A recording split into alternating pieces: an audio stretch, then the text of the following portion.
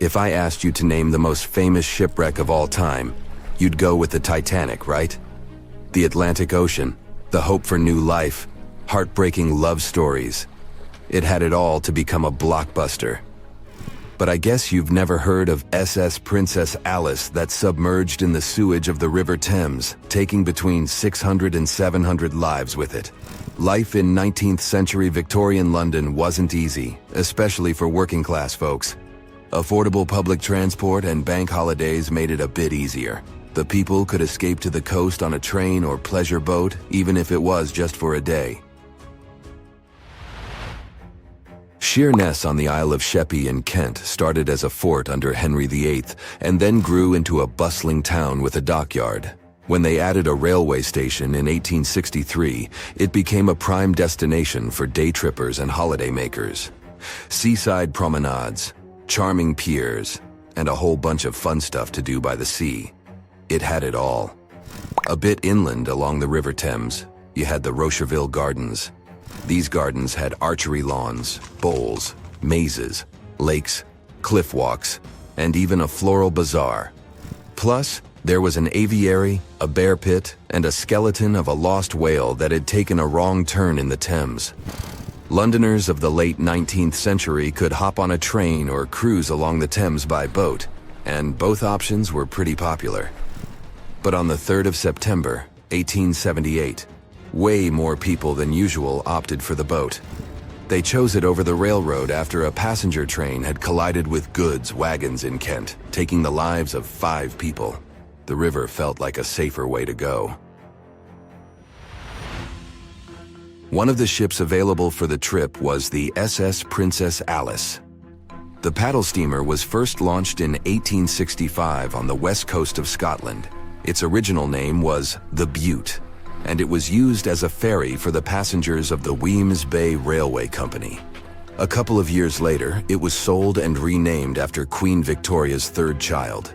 Then, it was sold again and got the nickname the Shah's Boat, as it transported the Shah of Persia up the Thames to Greenwich in 1873. The ship had gone through several alterations in its lifetime. It got new boilers and watertight bulkheads. The Board of Trade had inspected it and marked it safe.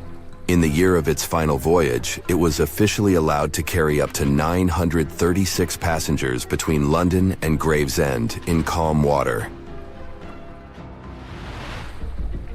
On the day of the tragedy, Princess Alice was on what was called a moonlight trip downstream from Swan Pier near London Bridge to Sheerness, Kent and back. The trip wasn't expensive, so most of the passengers were from the working class. There was also a musical band aboard to keep the spirits up. The 3rd of September was a bright day, and many families were happy they could catch some final summer sun rays and enjoy fresh sea air. The then owner of the ship, the London Steamboat Company, had several vessels working on the route. The passengers were free to hop on and off different ships. At around 6:30 p.m., after a beautiful day in the open, the SS Princess Alice headed back to Swan Pier. No one kept official lists of passengers, so we'll never know exactly how many people were on board that evening. But they say the steamer was close to its full capacity. As it got darker and cooler, many families decided to stay inside the saloon or in their cabins below. Some stories from the steamer sound like fate. The captain of Princess Alice let his steerer stay at Gravesend and replaced him with one of the passengers. John Ayres was a sailor but had little experience at the Thames or with a vessel like Princess Alice. Alfred Thomas Merriman, a chef from East London, had been offered to work on the steamer at the last moment. He was 30 years old and a father of 4, so he couldn't say no to extra money. At around 7:40 p.m., he was standing on the deck by the saloon door. By that time, Princess Alice had passed Tripcock Point and entered Galleon's Reach. The passengers could see the North Woolwich Pier in the distance. Many of them planned to disembark at that stop. And that's when Merriman noticed a huge ship carrying coal. It was Bywell Castle. This vessel normally carried coal to Africa, but it had just been repainted at a dry dock. Bywell Castle was going to Newcastle to pick up some coal and transport it to Alexandria, Egypt. The ship's captain, Harrison, wasn't too familiar with these waters, so he called in Christopher Dix, a seasoned Thames River pilot, to lend a hand, even though he didn't have to. The ship had a fancy raised forward part below the deck, and Dix couldn't quite see what was in front of him. So, they had a sailor on lookout duty. As they set sail from Millwall at the speed of 5 knots, 5.7 miles per hour, they tried to stick to the middle of the river, but other boats had other plans. When they were approaching Galleon's Reach, Dix spotted Princess Alice's red port light, headed their way, but planning to pass on the right side. At the same time, Grinstead, the captain of Princess Alice, was going against the river's flow, trying to find the smooth waters on the south side. He adjusted his course, steering into Bywell Castle's path. Both crews realized they were headed for a collision. Dix tried to steer clear and even ordered reverse full speed on the engines, but it was too late. The Bywell Castle collided head-on with the Princess Alice, which was much smaller, weighing less than a third of the 890-ton coal-carrying collier. It sliced the passenger steamer in two. As Merriman remembered later, laughter on board immediately changed into screaming and panic. Some people rushed to the bridge for safety. Merriman hurried to the captain, asking what to do next. The captain's response was grim. "We are sinking fast. Do your best." The ends of the steamer went high into the air, and the middle just sank, taking passengers with it. Those unfortunate ones who were below deck were tragically trapped. The impact caused tons of untreated sewage to gush from outlets near the collision site. The water became a frothy mess of unprocessed waste with a horrible odor. It was potent enough to make even the most resilient sailors retch. Amid the chaos, passengers struggled for life in the contaminated water. They inhaled lungfuls of hazardous waste without knowing. The crew aboard the Bywell Castle sprang into action. They dropped ropes from their deck, urging Princess Alice's passengers to climb aboard. Anything that could float, from planks to barrels, was tossed into the water to serve as flotation devices for those in need.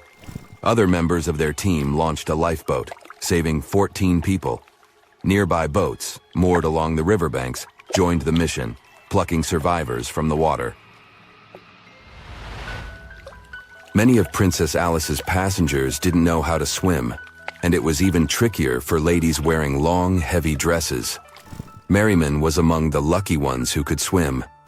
He first held on to a piece of wreckage, and then, when others got to it, swam away and caught onto a rope hanging over the side of the Bywell Castle. They managed to save around 130 people this way. Another survivor was Robert Haynes, who played in the Princess Alice band. He was fond of ships and had noticed the Bywell Castle a couple of minutes before the collision. He chose not to follow the rest of the band, who went downstairs for a break, and that saved his life. Princess Alice's sister ship, Duke of Teck, arrived 10 minutes too late to assist with the rescue efforts. Only 2 people who had been below deck or in the saloon managed to survive the collision. We still don't know the total count of lives taken on that day, but it's somewhere between 650 and 700. And what makes this story even more tragic is that it has been mostly forgotten. The unsinkable Titanic didn't go down peacefully, which made finding its final resting place all the more difficult. The world-famous RMS Titanic sank in 1912, but was only discovered in 1985 on a secret mission. Although people back in the early 1900s had the approximate location of where the Titanic was, they didn't have the right technology to find it. As it went under, the ship sent several CQD signals, standing for "Come Quickly, Distress," to a nearby ship named Carpathia. "Come at once, we have struck a berg. It's a CQD, old man," were some of the final words transmitted from the Marconi wireless on the ship. These Morse code messages were also what made the first research missions to the wreck possible. RMS Carpathia found the lifeboats filled with Titanic survivors, but the world also desperately wanted to see what became of the famous liner. Fast forward to 1953. That's when the first serious attempt to find the Titanic wreck happened. A man named Risdon Beasley tried using a loud eruptive device to locate the ship. It sounds weird, but there's science to back it up. When dynamite goes off, the waves from the detonation hit the bottom of the ocean floor. With the help of sonars, scientists would be able to locate if there was anything solid at the bottom of the ocean. But Beasley had no luck. Another 20 years would pass before oceanographer Robert Ballard would make his attempt to locate the Titanic. Ballard had a bit more luck than Beasley. Over the previous years, underwater technology had gotten more funding and so worked much better. He tried it the first time in 1977. Ballard partnered with the Woods Hole Oceanographic Institution on a mission to map the ocean floor. While the institute hired him to test out their new mapping technology, Ballard's intention was to go a little further and find the Titanic wreck. In the middle of this new technological ship, there was a hole that allowed for a long pipe to be extended into the water just above the ocean floor. Attached to the end of this pipe, Ballard installed a pod with sonars and cameras. They thought they were in for something big, and so they took the ship to sea to run some tests. That's when, on a trial run, adversity struck. The drill pipe broke, sending all of their expensive material to the bottom of the ocean floor, just like the Titanic. When Ballard failed, another important character came into this story, a man named Jack Grimm, an eccentric oil tycoon. Grimm had become famous for trying to find things such as Noah's Ark, the Loch Ness Monster, and Bigfoot. He also tried to prove the hollow Earth theory that says that the interior of Earth is entirely hollow and hosts underground cities and nations. His search consisted of trying to find a large hole on the North Pole and thus venturing inside the hollow Earth. After his attempts failed, he set his eyes on the jewel liner that had sunk, the RMS Titanic. Grimm had the money, but he didn't have the know-how. So, as a billionaire, he made a big donation to Columbia University and asked in return to use some of their equipment. He hired a team of highly qualified scientists to help operate the machinery. Here's where it gets a little strange. Jack Grimm was a believer in folklore and non-conventional ways of doing things. So he brought a monkey on board and surprised the research team. This monkey, called Titan, was believed to point to a map and locate lost things. In this case, the Titanic. The scientists went crazy when the monkey appeared and told Grimm it was either them or the monkey. This expedition left Florida without Titan. Yes, there would be no monkey business. They set the course to the exact location of Titanic's last distress signal. They arrived, examined every inch of the ocean floor, but still found nothing. Grimm's first expedition lasted 3 weeks, but unfortunately, they found absolutely nothing. They tried a particularly good search method known as mowing the lawn, where they mimic such movements to map every inch of a larger area around Titanic's distress coordinates. The reasons for failure were important defects in the equipment and terrible weather. That's when that prior searcher of the lost Titanic came back into the picture, Robert Ballard. He didn't have the millions Jack Grimm had, but he had one thing going for him. The marine geologist was working closely with the U.S. Navy to locate 2 nuclear submarines which had sunk in the 1960s. Ballard himself says he was living 2 lives, one as a researcher and the other as a Navy intelligence officer. The deal was simple. He'd have a green light to search for the Titanic after he found the 2 missing submarines. To find Thresher and Scorpion, he used an unmanned submarine vehicle called Argo. Argo was like a little snow sled. It was attached to a bigger ship that sailed above the water. Argo was connected to the ship by a long cable, and it was piloted by a team on board. The sled had sonars and cameras that provided real-time imaging of the ocean floor, so it was a real advancement on other attempts. After much thinking, he had a eureka moment. He supposed the force of the wreck should have left a comet trail that led back to the ship. While searching for the Titanic, Most people had tried to find the ship itself, but until then, it had been trying to find a needle in a haystack. That's why Ballard's logic was so brilliant. He needed to invert the order. He had another obstacle on his hands: time. He could only look for the ship after finding the lost subs, and by the time that happened, he had 12 days left. He teamed up with another scientist, and they applied the mowing the lawn method to map the ocean bed. Another important piece of information that most researchers left out was that there was a sea current moving south on the day of the disaster. This meant that the debris field should be south of the distress signal coordinates. To save time and resources, he would do a quick reconnaissance of the ocean floor, spacing lines more than 3 miles apart to look for debris fields.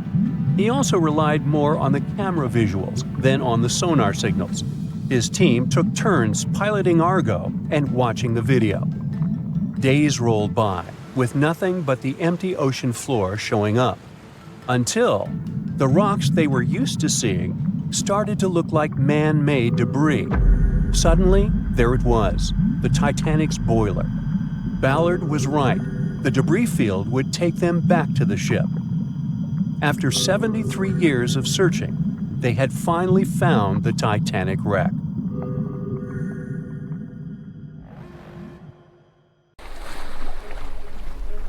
The lookout shouts, "Iceberg right ahead!" The Titanic strikes the ice. Water starts flooding in. Third-class passengers are locked up. There aren't enough lifeboats for everyone. Panic sets in. Violins are playing. The ship sinks. Well, we all know the story of the movie Titanic like the back of our hand by now. But what if I told you that Hollywood lied to us? To tell the real story of what happened that freezing night in 1912, we need to rewind a bit. The lookout shouts, "Iceberg right ahead!" Yep, that part was true. Just before 11:40 at night, Frederick Fleet noticed something darker than the sea directly ahead. As the ship got closer, he realized it was an iceberg. The engines were quickly reversed and the ship turned sharply. Instead of hitting it head-on, Titanic scraped along the side of the berg, sprinkling ice on the forward deck. If you remember, in the movie, Jack and Rose are having a romantic moment when they feel the ship shudder after hitting the iceberg. Everything shakes as if they were in the middle of a light earthquake. Some real-life passengers reported feeling something similar after the impact. But according to Titanic survivor Frank Prentice, it wasn't exactly like that. He said there was no impact as such, and it all felt more like slamming on your car brakes. The ship stopped, and that was that. Some people even slept right through the collision, confirming that there wasn't such an abrupt impact. Mr. Prentice, curious about what had happened, left his cabin and went out to the deck. When he got there, all he could see was a little ice on the surface, not the towering iceberg that Jack and Rose saw. But as we all know by now, the real damage happened below the waterline, where the iceberg had a jagged spur that slashed a 300-foot gash in Titanic's hull. Once the crew realized how severe the damage was, they immediately began sending distress calls to nearby ships, asking for help. At some point in the movie, the radio operator goes to the captain and says there is only one ship nearby, the RMS Carpathia, which later ends up rescuing many passengers. But in real life, there were more ships around. It's believed that the SS Californian was only about 23 miles away. This ship might have actually seen the Titanic sinking, or at the very least, seen its rockets exploding high in the sky. Yet, for reasons we will never fully understand, they didn't try to help. Let's get back to the story. Now, people need to get off the ship. At 12:45, lifeboat number 7 was the first to be lowered. Just like in the movie, women and children were told to go first. But in reality, some women were hesitant and even refused to get into the lifeboats. Mr. Prentice said this happened mainly for 2 reasons. First, these lifeboats were high and passengers were terrified of the 70-foot drop from the deck to the ocean below. And second, most women didn't believe the Titanic would actually sink. It was called unsinkable after all. So the idea of getting into a lifeboat seemed pointless at the time. This mindset probably explains why Eloise Smith, a first-class passenger, recalled that there was no panic or chaos at first. Other survivors backed this up, saying that no women or kids were crying. But one thing that was indeed concerning, at least for the crew, was the possibility that the lifeboats might buckle under too much weight.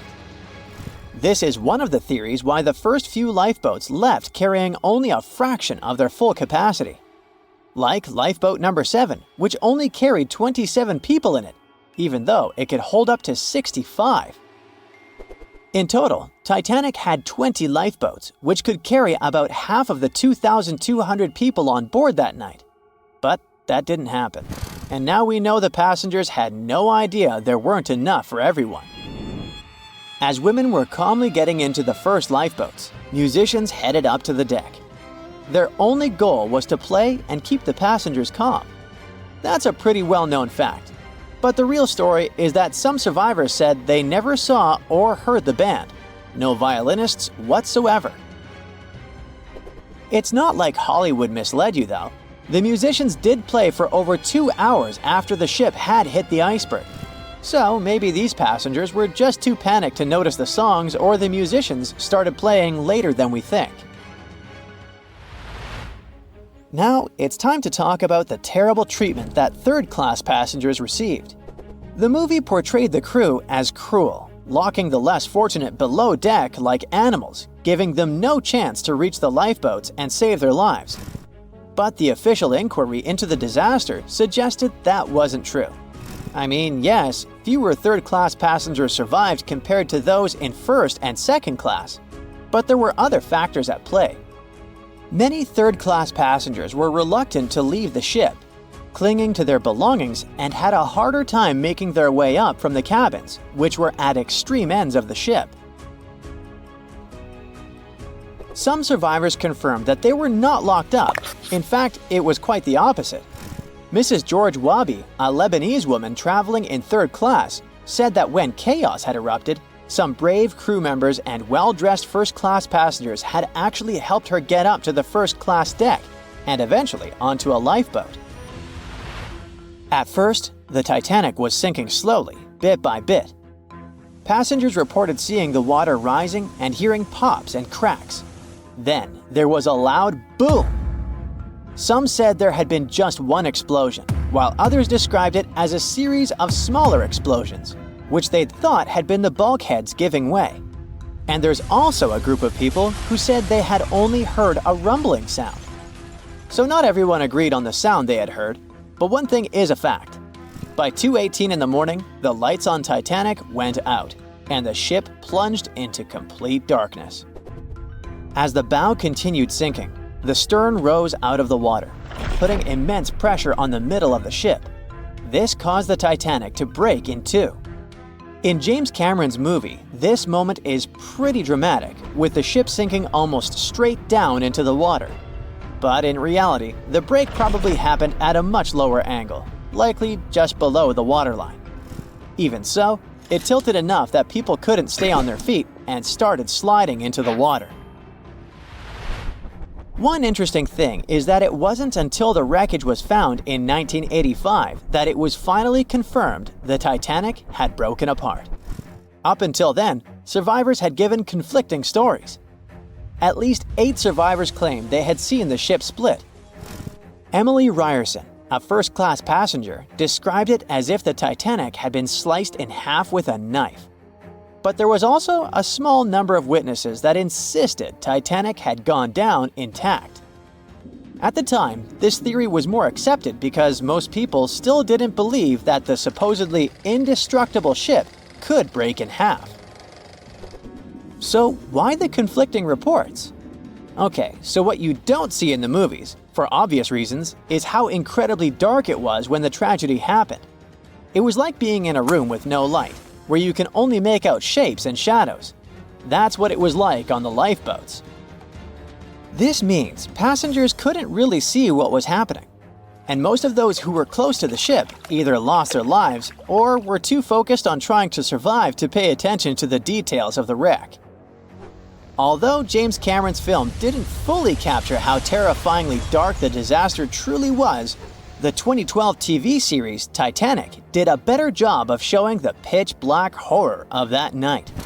Even then, the reality was much darker and more terrifying than either of these two productions could portray. We know Titanic from so many stories, even a movie, but now we have its first full-sized digital scan. And nope, it's not like those models from before, where we mostly imagined what the ship was supposed to be like. This time we got a real digital scan. A team of experts really mapped the deep-sea floor around the Titanic together with the ship itself. We basically got a 3D view of the entire wreck, which is like going deep down beneath the ocean's surface and seeing Titanic as if all the water has been drained away. So, the story of the wreck started in 1985, 73 years after the Titanic went down. The explorer named Robert Ballard stumbled upon it somewhere between two submarines that also went down in that area.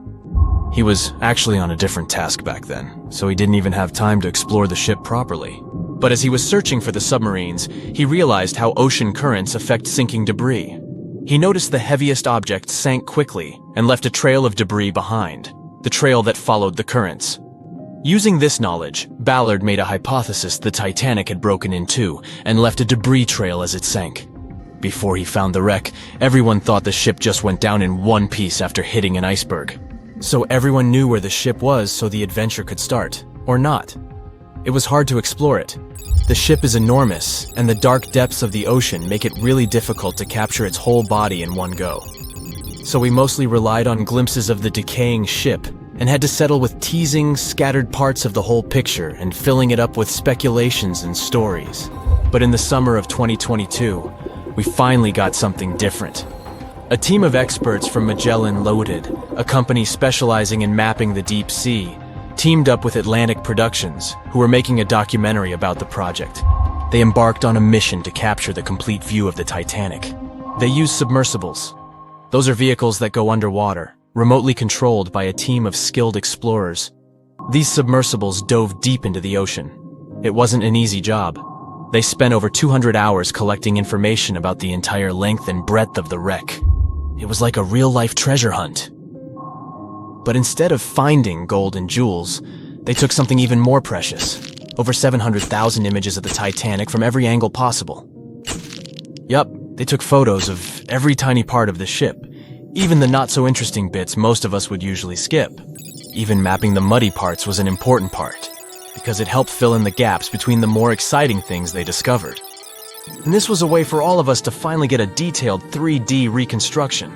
Even though it's been more than 100 years, you can still recognize the bow of the Titanic, covered in rust that hangs down like stalactites.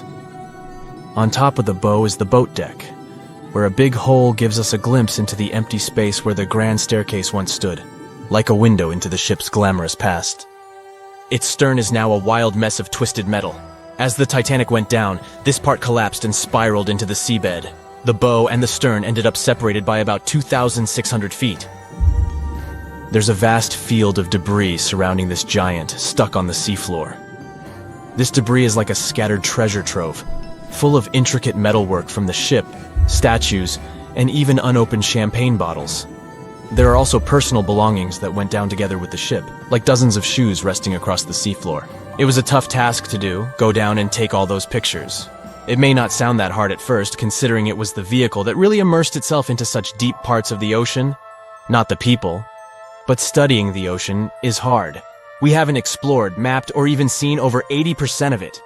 The conditions are harsh, and the pressure becomes more intense the deeper you go. And their vehicle had to dive down to nearly 13,120 feet below the surface. That's like 12 Eiffel Towers stacked on top of each other. Plus, you have strong currents in that area, so it was probably like trying to navigate through a watery maze. And submersibles weren't supposed to touch anything.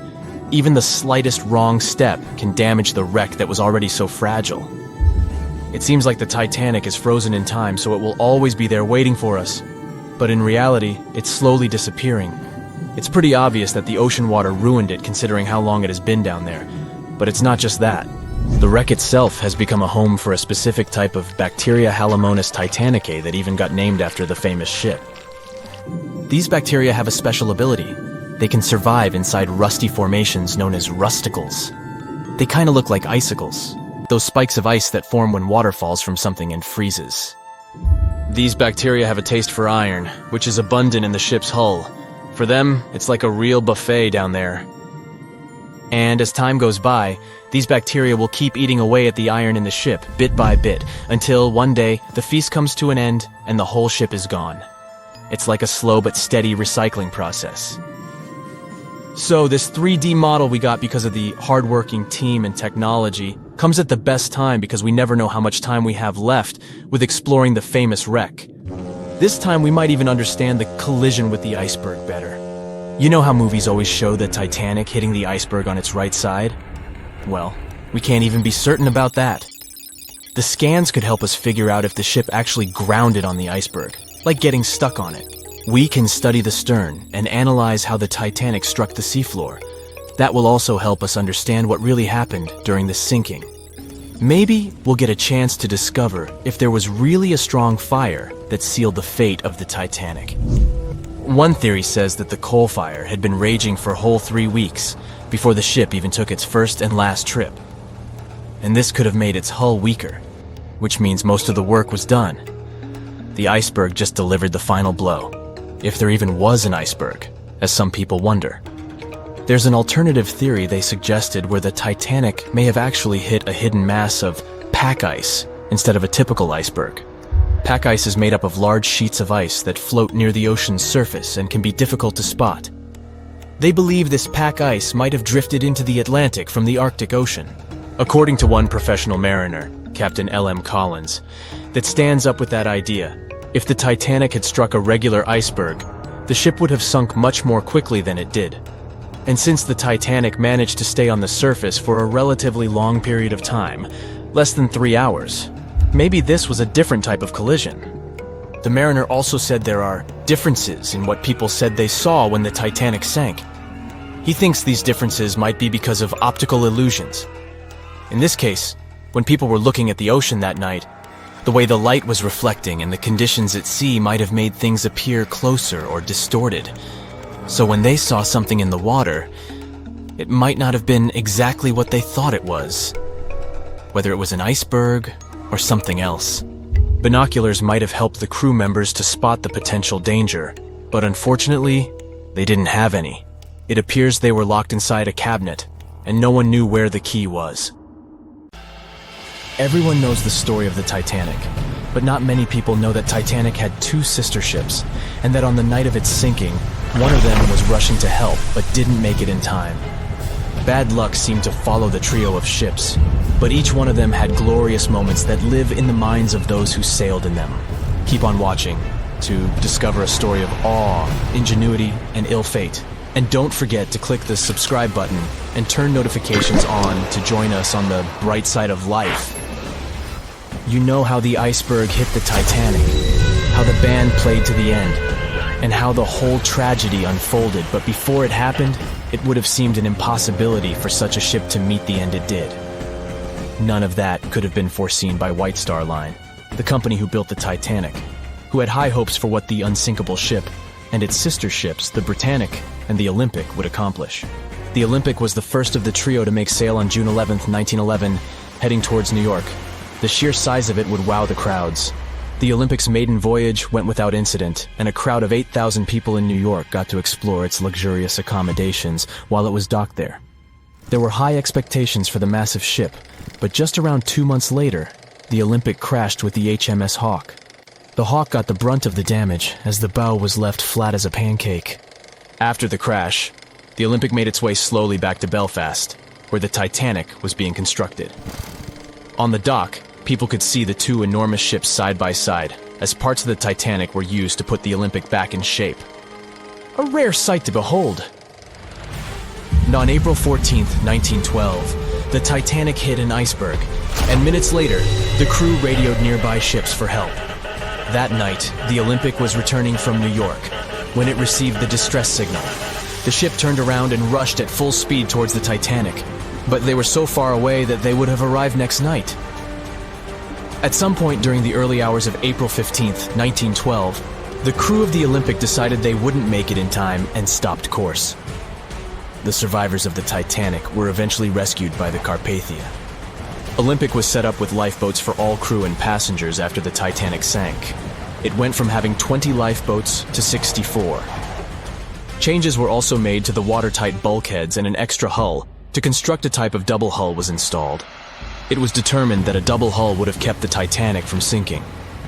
For several years, Olympic was used in the war effort against Germany. Throughout the years, Olympic carried over 200,000 passengers, which included thousands of Americans fleeing from Europe and troops battling during World War I. One of the most significant moments for this ship was when it struck a German submarine and sank it. It was discovered that the submarine was preparing to fire a torpedo on the Olympic before Olympic rammed it. The Olympic ended up sailing the seas for 3 decades, which earned her the nickname of the Old Reliable, despite some previous accidents. It went on to help the survivors on the HMS Audacious when it was sinking, and do what it couldn't for its sister, Titanic. Eventually, bad luck caught up with the Olympic. The ship crashed with the Nantucket Lightship, and the crash signaled the beginning of the end. Beaten up, and after years of service, the Olympic was demolished and scrapped for parts. The Old Reliable saw many years of service and thousands of passengers, but the Britannic's journey was shorter-lived. When the Titanic sank, White Star Line was faced with a problem since they already had another enormous ship in the works. White Star Line began construction on the HMHS Britannic on November 30th, 1911, around 4 months before the Titanic sank. Although the Britannic was the youngest of the trio of ships, having been constructed last, it was also the biggest.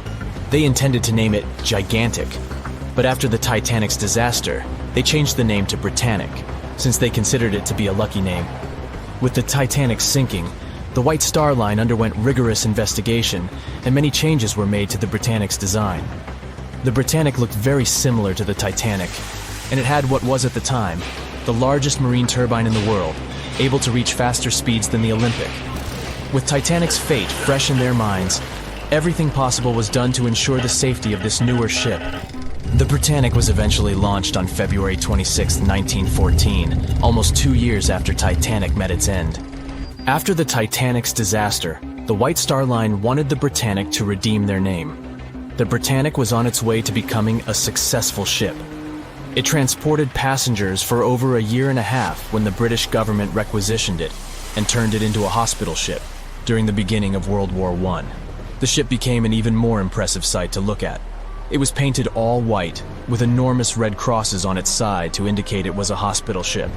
One of the ship's surgeons, Dr. J.T.H. Beaumont, thought of it as the most wonderful hospital ship that ever sailed the seas. It could treat as many as 3,309 patients at once.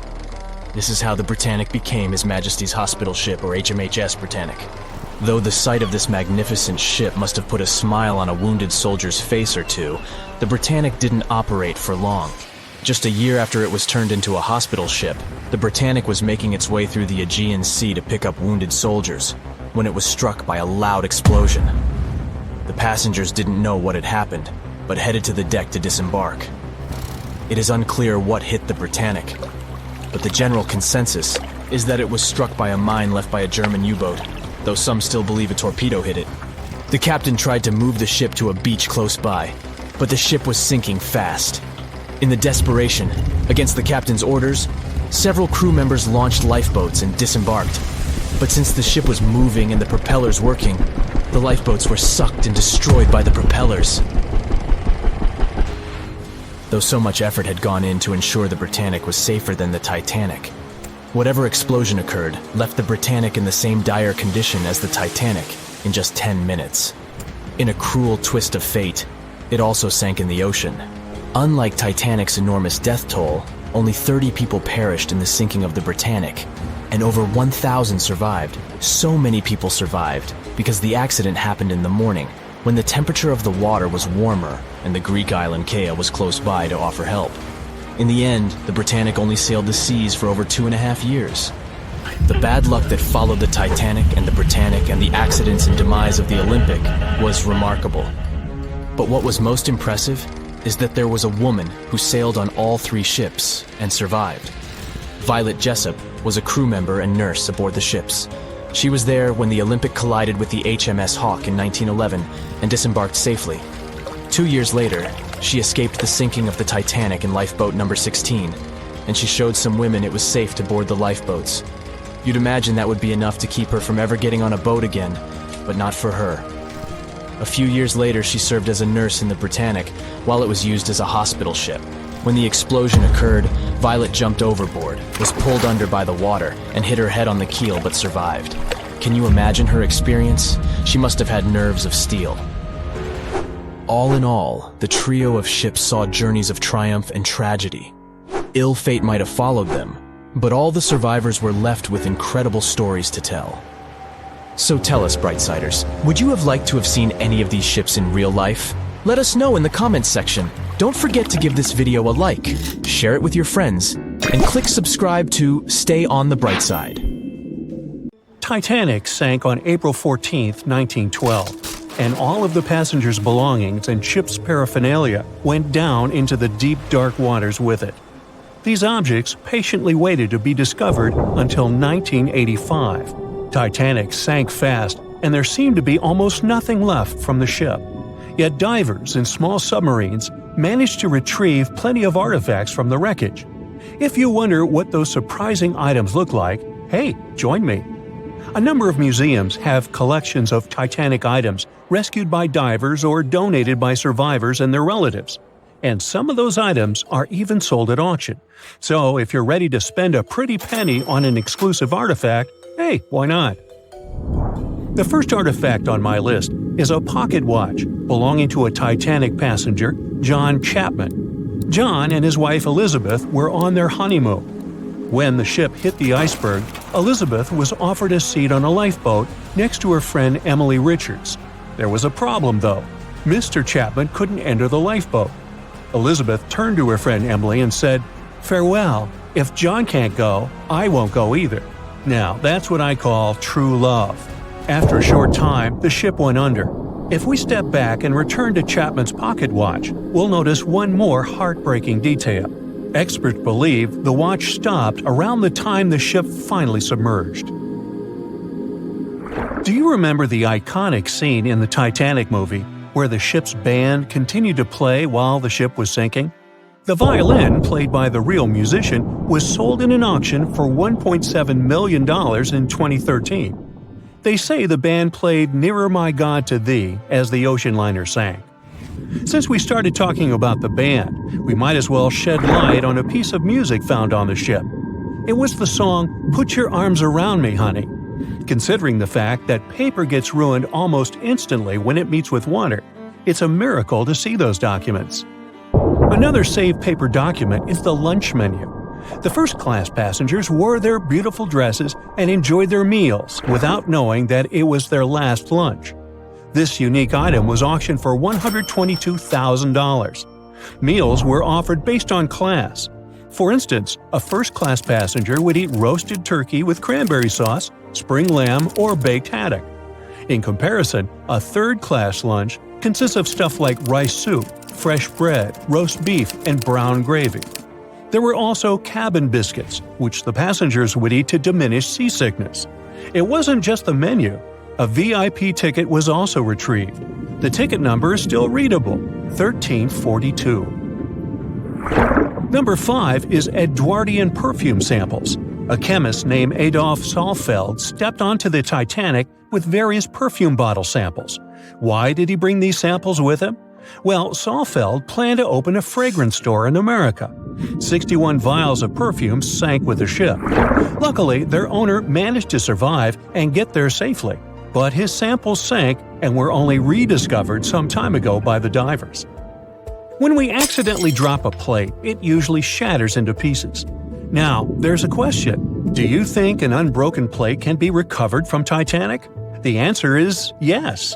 Original White Star tableware is proof. Apparently, each class of passengers didn't just get different meals, but was also served with different types of plates.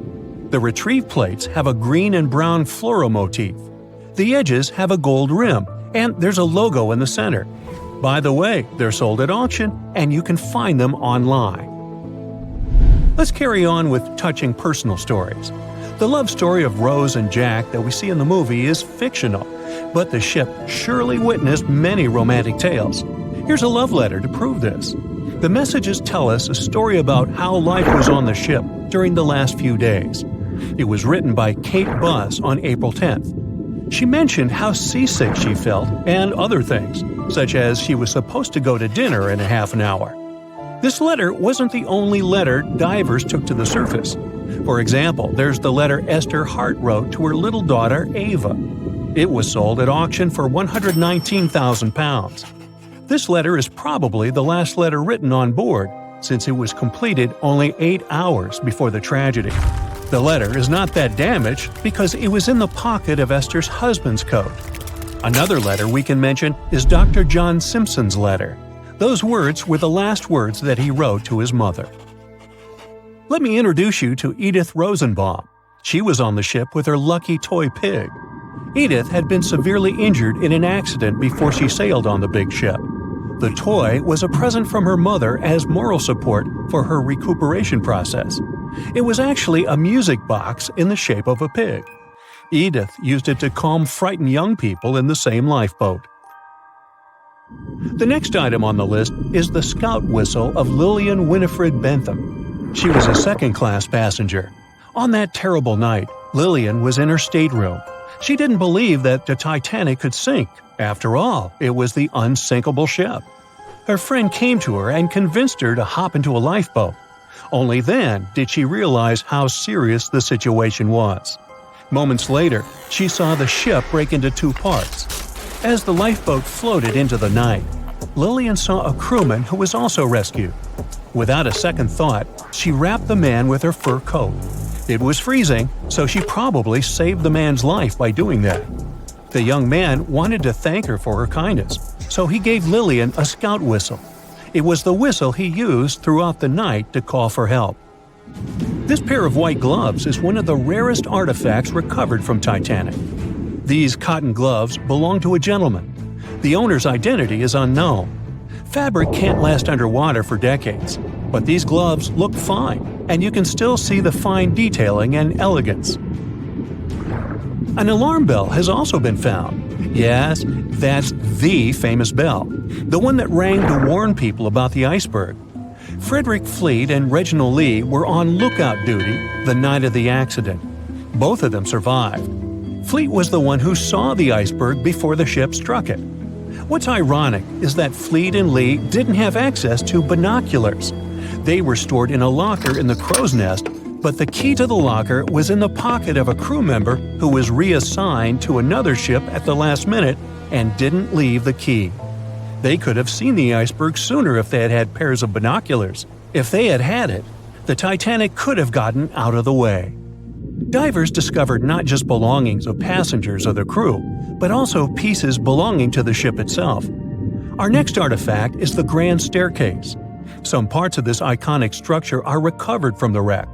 Turns out that this staircase became a meeting spot among first-class passengers. If they wanted to visit the Turkish baths for a spa day or eat dinner, they met at the staircase and went together. This staircase was a sign of how luxurious some parts of Titanic were. Another miraculously saved object that belongs to the ship is its plan. It was one of the most expensive artifacts sold at auction. The plan is around 30 feet wide. What else? The logometer was also discovered. It's a device used to check the sailing speed of the ship and the distance it covers. The experts say that from the start at noon on April 14th, the device logged 268 nautical miles. And there's more. A giant chunk of hull, known as the Big Piece, was also found. This fellow weighs 15 tons. The larger portholes were for the cabins, and the smaller ones were for the restrooms. This piece was found in 1994, but it was in 1998 when it was successfully taken out. After all these years spent underwater, it was swarming with sea life.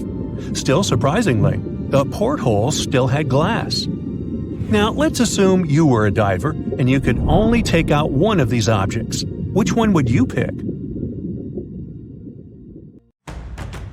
You're probably familiar with the saying, X marks the spot. It comes from pirate lore and adventure stories often linked with treasure maps. They may be out of fashion these days, but that doesn't stop countless antiquity hunters from searching through hills and fields daily. One such enthusiast didn't have a map with a giant X on it, but when his metal detector beeped on a sunny day in April 2025, he uncovered one of the largest buried coin hoards ever recorded. So, what kind of treasure are we talking about here, and what makes it so unique? The discovery was made by Romanian hobbyist Marius Mangia, who says he just wanted an excuse to get some exercise and fresh air.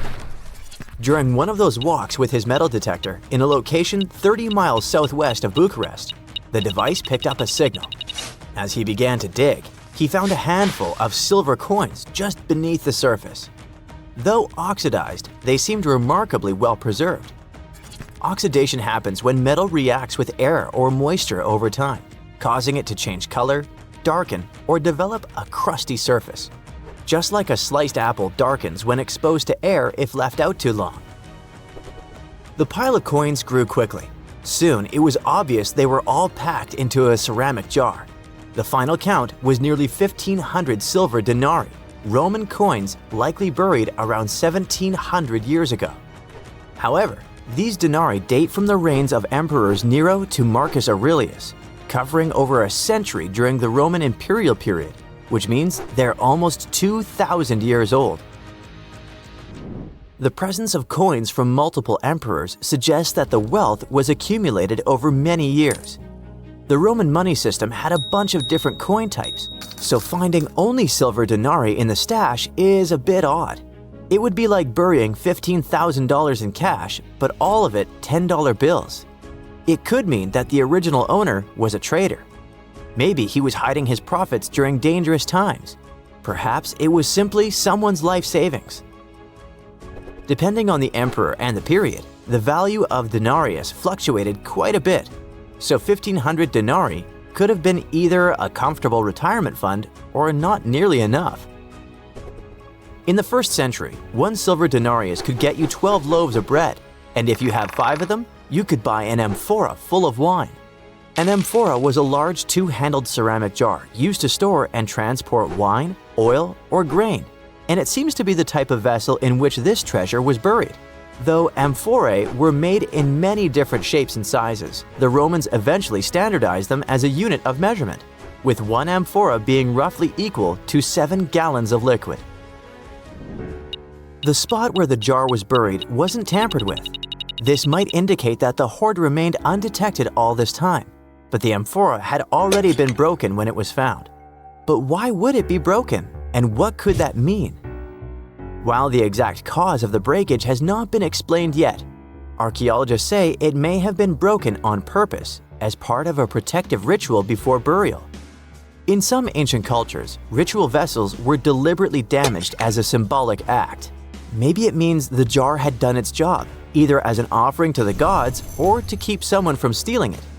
You can have my silver, but I'm not giving you my precious jar. However, such rituals were not common in Roman culture, so it's a mystery for now. Perhaps it broke because the jar contained silver while being exposed to 2 millennia of soil pressure, freeze-thaw cycles, root growth, or a blind mole rat trying to find its way around. Although the amphora and its silver are now being preserved and examined by experts, their discoverer almost ended up unrewarded. After finding the hoard, he had to notify the police so they could secure the site. However, he was under pressure because in Romania, you have 72 hours to report any significant historical find. Unfortunately for Mr. Mangiac, he ran into a problem since it was a holiday and the offices he needed to contact were closed. He spent the following 2 days meticulously photographing every single coin before finally being able to present his findings to the authorities.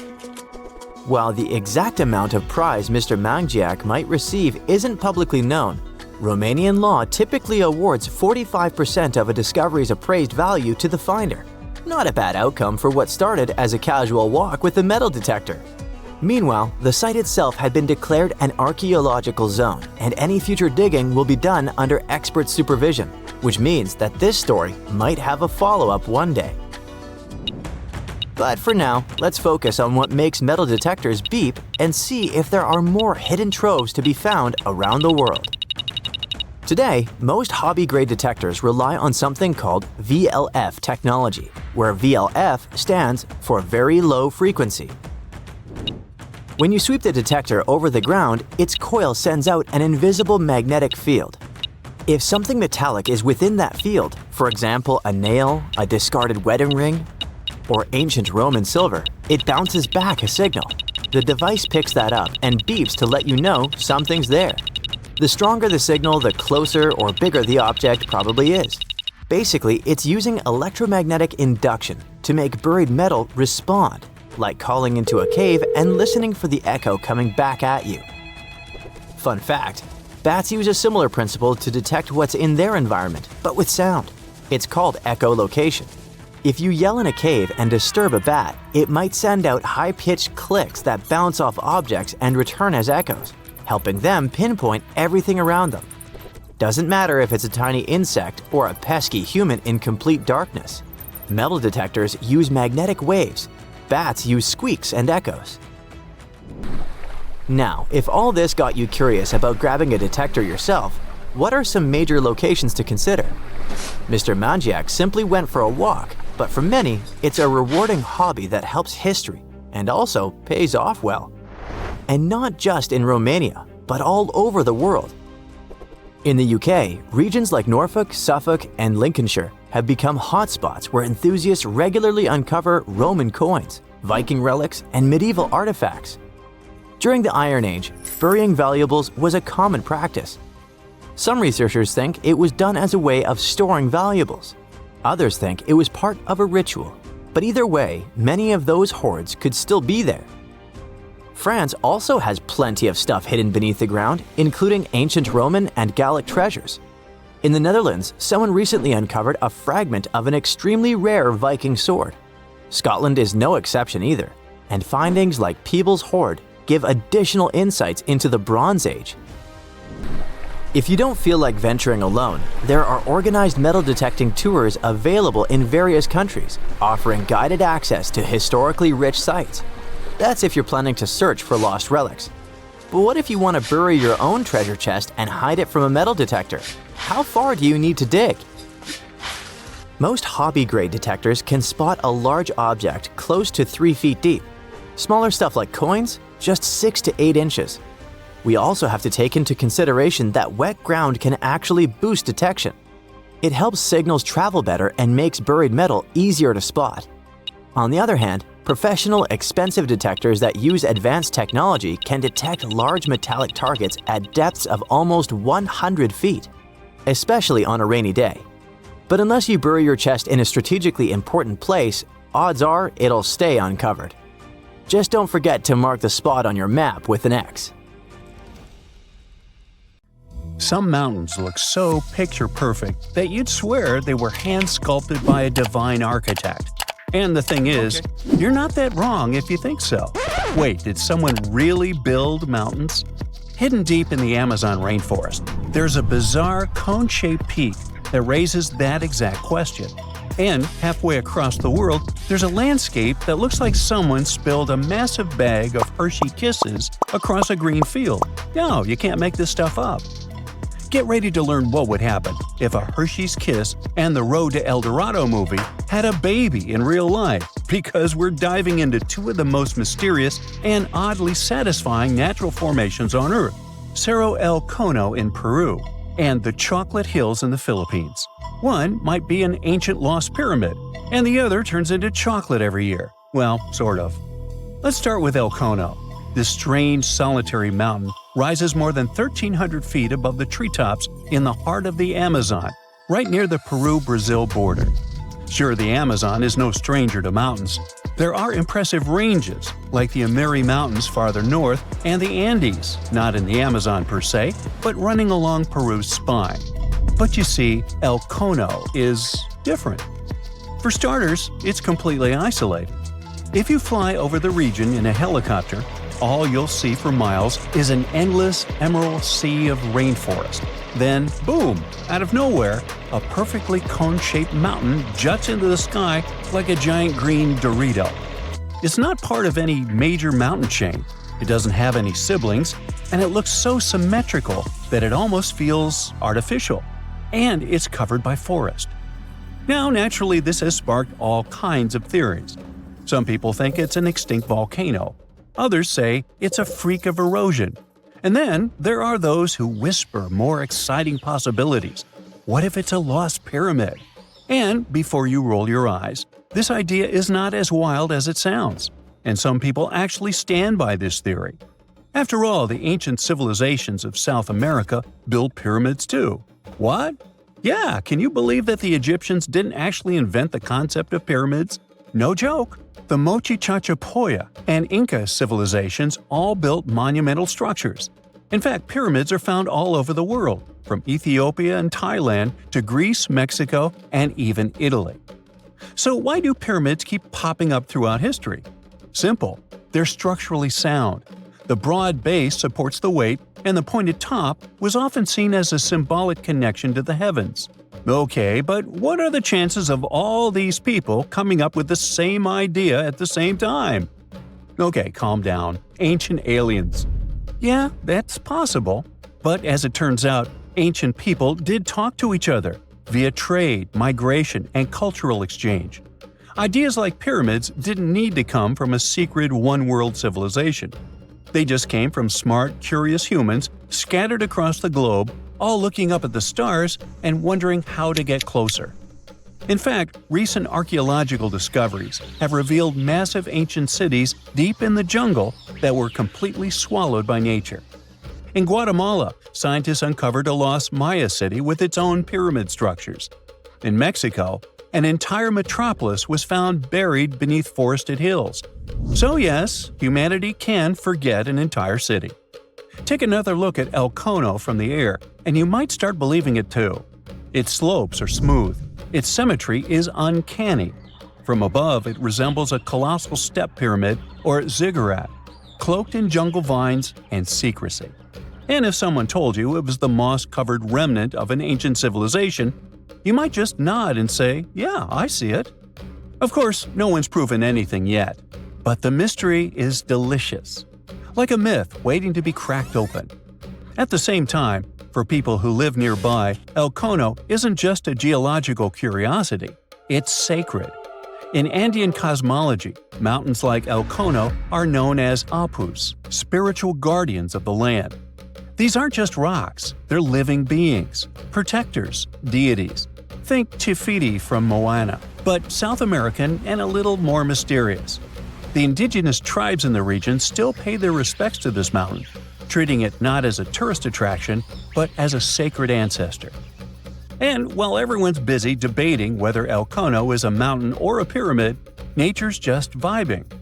The area surrounding El Cono is now part of Sierra del Divisor National Park, created in 2015 to protect one of the richest ecosystems in the Amazon. We're talking about rare plants, hundreds of bird species, many types of monkeys, and endangered animals like jaguars, giant armadillos, and even tapirs, the jungle's adorable pig-elephant hybrid. And yes, there are caves, springs, and even undiscovered ruins hidden deep in the forest around El Cono. So, what is El Cono really? Some geologists think it's likely a volcanic cone based on its shape. That's the official word from UNESCO anyway. Others argue it's a rare example of erosional geomorphology, a fancy way of saying wind, water, and time teamed up to carve a perfect mountain out of the landscape. Like geological origami, shaped by millions of years of natural forces. But the truth is, we don't know. Not for sure. Not yet. Until someone launches a respectful science-based expedition with drones, ground-penetrating radar, and a green light from the local communities, El Cono will keep its secrets. And maybe that's the best part. Sometimes it's mysteries that make the world feel truly magical. Now, let's jump onto a metaphorical plane and head to the Philippines, where the mystery continues and gets a little sweeter. Spread across more than 20 square miles, there are between 1,200 and 1,700, or even more, perfectly shaped hills that look like chocolate kisses. Like seriously. In the dry season, the grass turns brown, and suddenly, It's like someone dropped hundreds of Hershey Kisses all over the landscape. Sweet, right? These are the Chocolate Hills, duh. And they're some of the Philippines' most iconic natural wonders. From afar, they look almost too symmetrical, like some alien landscaper came down with a measuring tape and a sense of humor. But how did they get here? Well, according to scientists, the Chocolate Hills are a rare type of karst formation, a term used to describe landscapes formed when slightly acidic rainwater dissolves soft rock like limestone.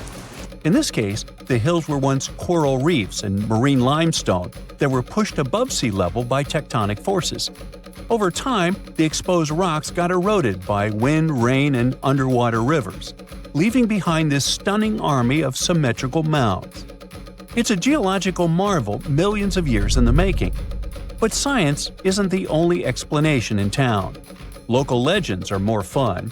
One story says the hills were formed when two giants got into a rock-throwing fight, launching boulders at each other until they collapsed in exhaustion, leaving the landscape littered with mounds, just like that one scene from the Hobbit movie.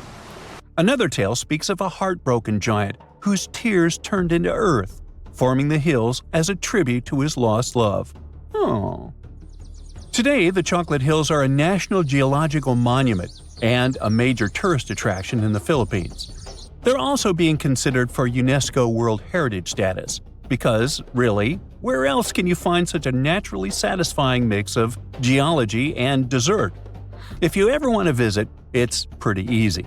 Fly into Boho Palango International Airport or take a ferry from Cebu, and then head to the towns of Carmen, Batuan, or Sambanga. There are designated viewing decks, eco-parks, and even ATV tours that will let you explore the hills up close. So, whether you're chasing lost pyramids in the jungle or climbing a mountain that turns into chocolate in the summer, the planet still has places that surprise and delight. And that's the real treasure. Sometimes, nature's weirdest, most beautiful shapes aren't hiding aliens or ancient tech. They're just proof that Earth has a wild imagination. For years, the world's most valuable shipwreck was just a legend, until now. It has finally been found, and among the wreckage was a real treasure worth $1.1 billion. To understand this better, we need to go back to 1622. That year, the mighty Spanish galleon Nuestra Señora de Atocha set sail from Havana, packed with riches belonging both to King Philip IV of Spain and to the wealthy members of the crew. We're talking about gold, silver, copper, and emeralds from Colombia, Peru, Mexico, and Venezuela. The cargo was so large, totaling more than 40 tons, and so vast that it took 2 months to transport it to the ship. The ship was also packed with people. There were 265 people on board. At first, everything went well, but then came the Florida Straits and trouble. The crew found themselves lost in the night that was not only cold, but also stormy. And before long, they were facing a powerful hurricane. The wind tore the masts apart.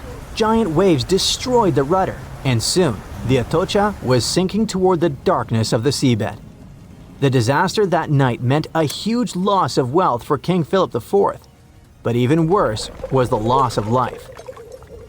Of the original 265 crew members, only 5 survived. They managed to climb up the mizzen of the ship, the only part that remained above water. With all that treasure gone, the Spanish were quick to spring into action and devised a salvage operation. 5 ships were sent to recover the cargo. The plan seemed simple and easy. After all, the hatches were securely locked, so the treasure could still be there. But almost immediately, things went wrong. For example, one of the 5 ships ran aground before it could even begin its journey. In the end, the search dragged on for 60 years, and many factors contributed to the mission's failure. That may not seem so bad today, but back then, divers didn't have the technology or safety equipment that we have today. Exploring the seabed was risky, and more often than not, it led nowhere. While searching for the Atocha, the rescuers found traces of another vessel, the Santa Margarita, the Atocha's sister ship. Another hurricane passed through the region a month after the sinking. The seabed became a jigsaw puzzle with pieces of the ship scattered everywhere. The rescue mission became almost impossible. Over time, the Spanish managed to recover part of the Santa Margarita's cargo, but Atocha's treasure seemed lost forever. Even so, no one forgot that story.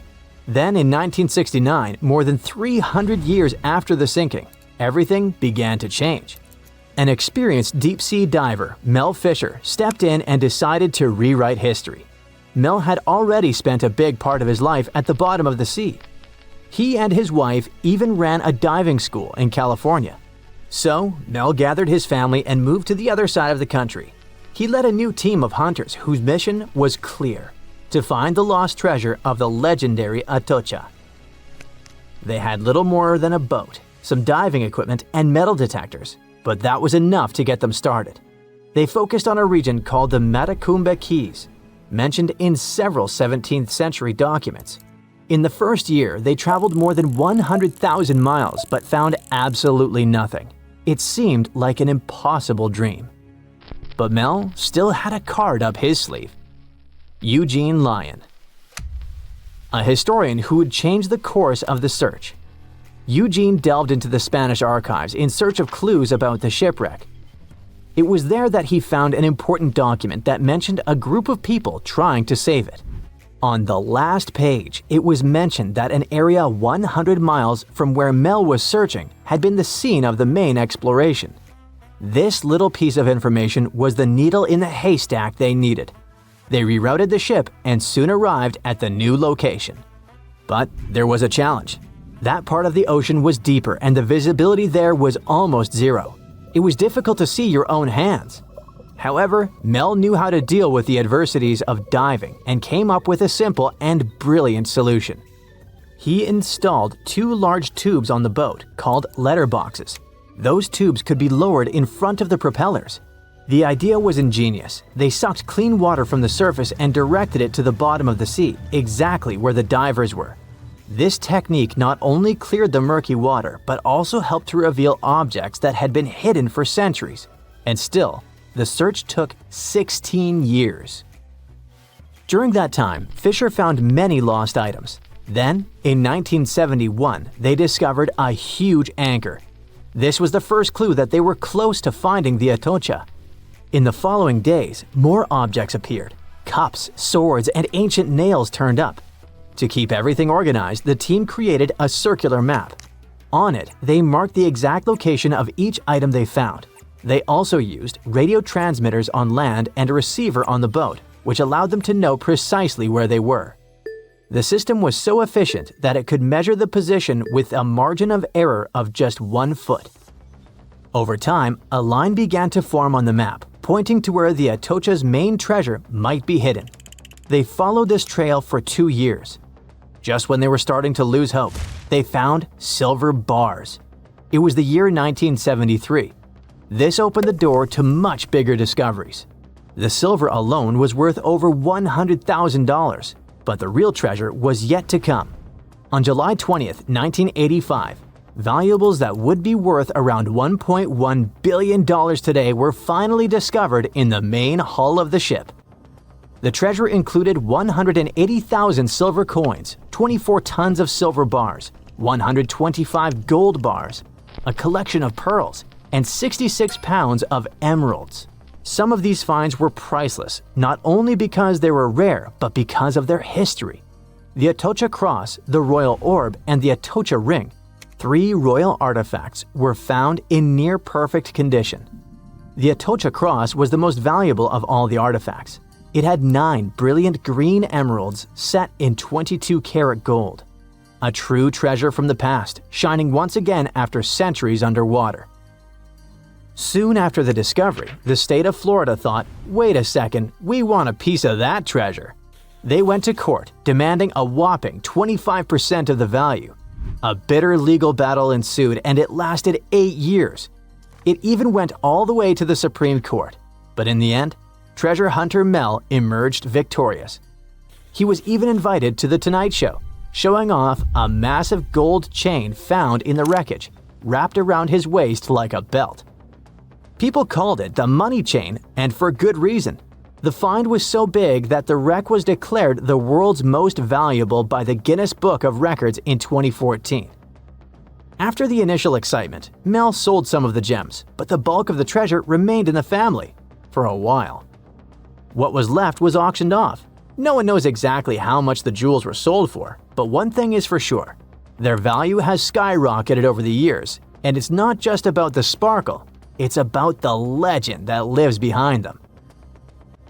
Today, these treasures are part of the particular Museo collection, the largest private collection of the Atocha artifacts in the world. And no, they're not for sale. But the good news is that you can still see them. They're on display, shining brightly in homage to Colombia's rich history and the famous mine from which they came. The people behind them say that these emeralds are as iconic as the rubies of Mogok or the sapphires of Kashmir. And honestly, they're right. Stone Age people were grunting cavemen with spears. True or false? Absolutely false. They were gathering around and forming real culture as far as we've discovered. In Turkey, scientists uncovered a 12,000-year-old mystery that's revising history. It's a sophisticated cosmic calendar made out of giant stone temples that may actually be a warning from the stars. We're talking about Göbekli Tepe. This prehistorical site predates even Stonehenge, our classical stone ring circle, by 6,000 years. And it upends why we think Stone Age civilizations emerged and thrived. Here's how this discovery could change our collective history. Around 10,850 BCE, a massive comet, or better yet, a bunch of comet fragments, smashed into Earth. The skies darkened, the temperature dropped, big animals vanished, and it kicked off a mini ice age that lasted over 1,200 years. What's now a place called Göbekli Tepe was home to a group of humans who survived this entire chaotic event. After it happened, they started paying close attention to the sky. As a way of trying to control time a little bit more, they tracked the movements of the sun, the moon, the planets, and comets. This in turn led them to build a huge lunisolar calendar, the first one in the world. Now, if you were to tour around this classic Stone Age monument, you'd see that not all the stone pillars are blank. Some of them have carvings, like this main one with a bunch of V's on it. Turns out there are 365 V's, which scientists believe represent the days of the solar year. One of them, a V hanging on a bird's neck, is thought to mark a solar eclipse. Other pillars have dangerous animals carved on them, like foxes, lions, scorpions, vultures, twisting and crawling up the sides. Unlike typical Stone Age carvings, these weren't of edible animals like deer or sheep. One of the theories is that these drawings were symbolic. Some archaeologists believe they reflect the fears and chaos this civilization had lived through, a kind of collective attempt to make sense of a terrifying and unpredictable world. Archaeologist Danielle Stordour has highlighted the images of vultures, saying they represent the people who passed away. In some ancient cultures, vultures were believed to carry the souls of the deceased into another realm. She's seen similar symbols in ancient sites nearby. To understand why this all makes sense, we need to dig deeper into the real purpose of this site. Göbekli Tepe was discovered in 1994 by German archaeologist Klaus Schmidt, who realized that the hill in southeastern Turkey wasn't just another Neolithic mound. Underneath it, his team uncovered massive stone circles supported by pillars weighing up to 20 tons. Radiocarbon dating puts the site at around 12,000 years old, making it the oldest known ceremonial structure ever built. I mean, it predates the Egyptian pyramids by over 7,000 years. This discovery shocked the archaeological world.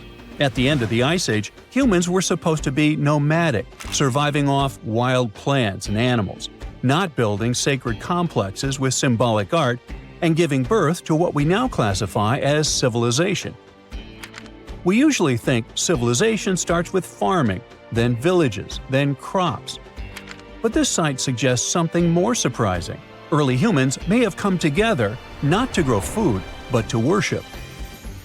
Schmidt found no signs of homes, hearths, or permanent settlement, just stuff used for rituals and gatherings. This has led researchers to believe that spirituality and communal rituals came first and that farming followed. Because to build something this massive, you'd need hundreds of people working together, which in turn would have sparked the need for food, organization, and social structure. In other words, the temple came first, then the village, then the farm. Now, Göbekli Tepe isn't just stirring debate because it's old. It's because it seems too advanced for its time, and that's where the more controversial theories start to emerge. Some researchers believe the builders of Göbekli Tepe weren't simply primitive hunter-gatherers experimenting with stone tools. They may have been the inheritors of ancient knowledge, remnants of a much older civilization that existed before the end of the last ice age. This idea ties into the Younger Dryas impact hypothesis, a theory that a comet struck Earth around 10,850 years ago, triggering a sudden and catastrophic climate shift. According to this view, the survivors of that event passed down their knowledge through symbolism, architecture, and oral tradition. And Göbekli Tepe could be one of the earliest attempts to preserve that memory.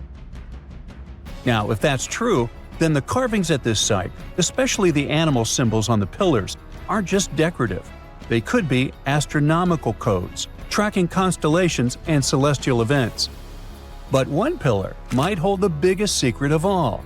It's called the Vulture Stone, and it's freaking archaeologists out.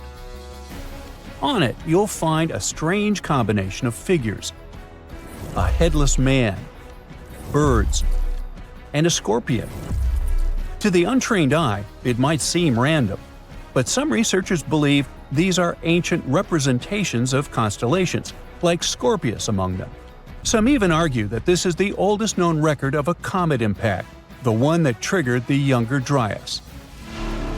And if you're wondering who this older lost civilization might have been, they are called Atlantis, or more neutrally, Civilization X. Theorists like Graham Hancock suggest that this advanced culture, destroyed in the chaos of the comet impact, passed fragments of its knowledge to survivors around the globe. In that case, Göbekli Tepe wasn't the start of civilization, it was the restart. Now, back to the stones. Pillar 43 may look like a celestial calendar at first, but when archaeologists recreated the sky patterns encoded in its carvings, they found a precise snapshot of the sky dating back over 13,000 years. It appears to show a meteor shower, a flood, and humanity's tragic end, aka the Headless Man. A snake rising from the ground might even symbolize tidal waves or destruction coming from below. But the story doesn't end there. Pillar seems to expand on the same disaster, the one they called the Terror of the Sky. You might see animals fleeing, waves, fire raining down. It paints a vivid picture of the meteor shower. But wait! While Pillars 43 and 56 may encode memories of a past catastrophe, Pillar 18 might be a forecast. That stone zooms in on the Aquarius constellation. If this sounds familiar, maybe it's from the phase Age of Aquarius, which is the age we're living in now. Some enthusiasts believe this may be a warning for us, and may be telling us that a similar meteor shower will hit Earth and thus you and me and us. I mean, chills! But hey, that's the kind of mystery that makes Göbekli Tepe so captivating. Today, archaeologists know that Göbekli Tepe was part of a much larger sacred complex, now known as Taş Tepeler. A network of ancient sites across the region, each with its own secrets and structures, but connected by shared patterns and motifs. In 2019, excavations began at this sister site, just 40 miles from Göbekli Tepe, known as Karahan Tepe. And here's the twist. Some researchers believe Karahan Tepe might be even older. Unlike Göbekli Tepe, which appears to have been primarily ceremonial, Karahan Tepe has signs of domestic structures like walls, tools, and perhaps even homes. And that changes everything. Because whether these sites were the work of highly sophisticated hunter-gatherers or survivors carrying the fragments of a lost pre-Ice Age civilization, one thing becomes clear: our ancestors weren't just surviving. They were planning, tracking, and predicting. They were far more capable, curious, and connected to the universe than we ever gave them credit for.